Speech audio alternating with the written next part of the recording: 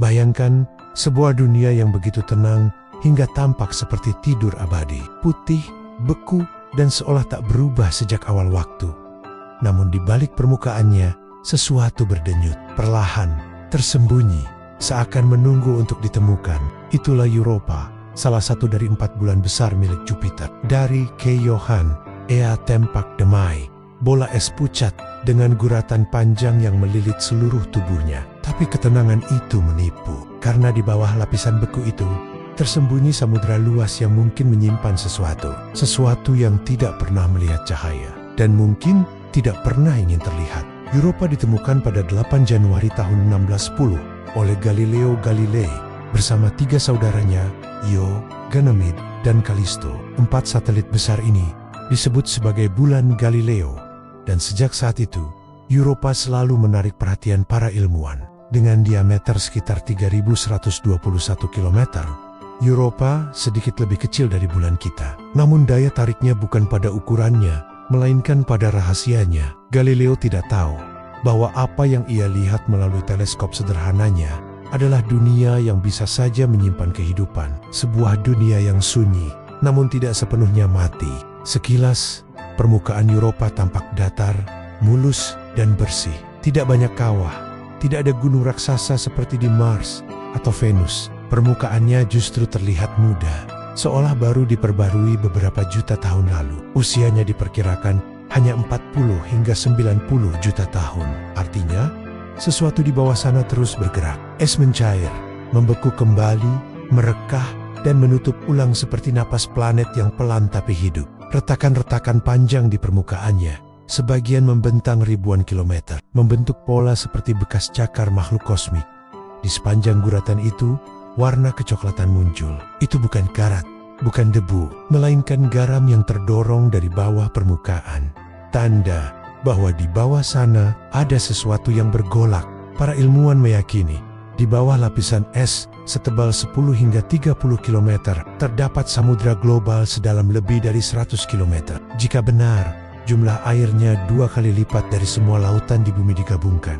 Tapi jangan bayangkan laut biru yang hangat dan bergelombang. Samudra ini adalah dunia gelap pekat, dingin, dan sunyi. Tekanan di bawah sana bisa meremukkan baja. Tak ada cahaya matahari yang menembus hingga dasar. Namun di kedalaman itulah, harapan manusia tentang kehidupan di luar bumi mulai berakar. Sama seperti lubang hidrotermal di dasar Samudra Pasifik dan Atlantik. Europa mungkin memiliki ventilasi panas bumi, tempat energi kimia memberi makan bagi mikroorganisme. Jika itu benar, maka di kegelapan total itu mungkin ada kehidupan yang bertahan tanpa pernah mengenal cahaya. Europa bukanlah dunia yang ramah. Ia mengorbit di dalam medan magnet raksasa milik Jupiter. Sabuk radiasi yang bisa membunuh manusia hanya dalam 1 hari tanpa perlindungan. Setiap detik, permukaannya disapu oleh partikel bermuatan dengan kekuatan 5.400 rem. Cukup untuk menghancurkan DNA dalam sekejap. Di siang hari, suhu permukaan Europa mencapai 160 grados bajo zero dan turun lebih rendah lagi di malam hari yang panjang dan sunyi. Ya, di sana ada oksigen, tapi bukan untuk kita hirup. Ia terbentuk karena radiasi memecah molekul air di es menjadi oksigen dan hidrogen. Namun oksigen itu segera membeku, menjadi bagian dari permukaan yang keras dan mati. Europa seperti perpaduan aneh antara harapan dan kematian. Dari jauh tampak lembut, tapi siapapun yang mencoba menyentuhnya akan terbakar oleh dingin.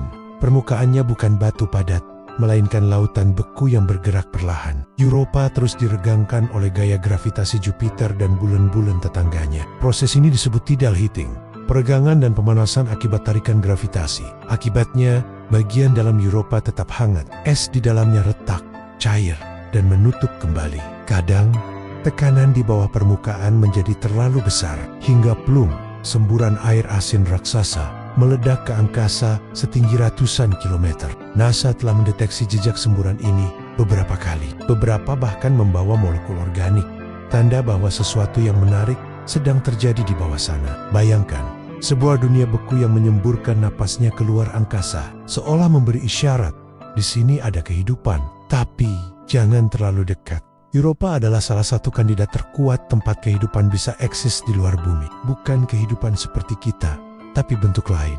Mikroba, organisme laut dalam, atau sesuatu yang bahkan tidak punya padanan di bumi. Di lautan bumi yang paling gelap, kita menemukan makhluk aneh. Cacing tabung tanpa mata, ikan dengan gigi setajam jarum, dan bakteri yang hidup dengan memakan sulfur dari ventilasi panas. Bayangkan, apa yang bisa berevolusi di lautan yang tidak pernah tersentuh cahaya selama miliaran tahun. Makhluk yang tidak mengenal siang dan malam, tidak mengenal langit, tidak mengenal daratan, hanya tahu tekanan, gelap, dan gerak halus air asin di sekitarnya.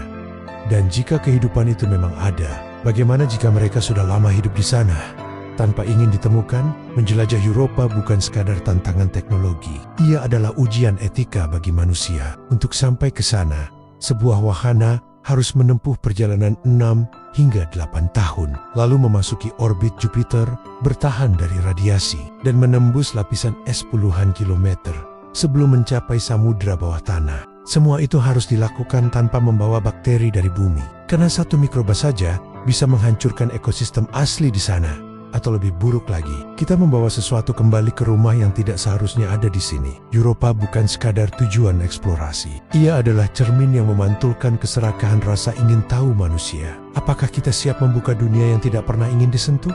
Dari miliaran benda di tata surya, Europa adalah salah satu yang paling tenang, namun juga paling berbahaya. Ia tidak bersinar seperti Venus, tidak secantik cincin Saturnus, dan tidak seikonik Mars. Namun di balik wajah bekunya, ia menyimpan samudera 2 kali lebih besar dari bumi. Sebuah dunia yang mungkin memiliki kehidupan, namun tak pernah mengenal cahaya matahari. Dan disitulah keindahannya.